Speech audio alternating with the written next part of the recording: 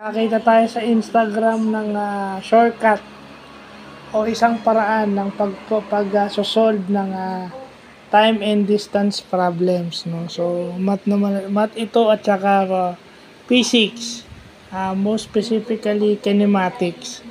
So alam naman natin na time is the ratio of distance and yung speed, no. So, yung speed is 40 meters per second, 5 meters per second. So, yun, meron yung X and Y component. So, makikita nyo sa baba, minus yung Y is minus sa X. So, L o yung distance over X minus Y.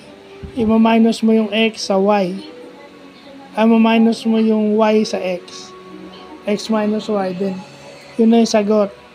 Time is always expressed in seconds. So, ito, sarili natin example.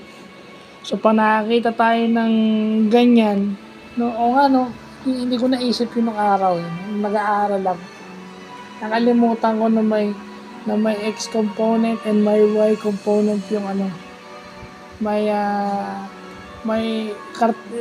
naka-base pa rin sa Cartesian plane yung may X and Y component pa rin yung mga ganitong problem. So, magandang natutunan natin. So, yun lang po.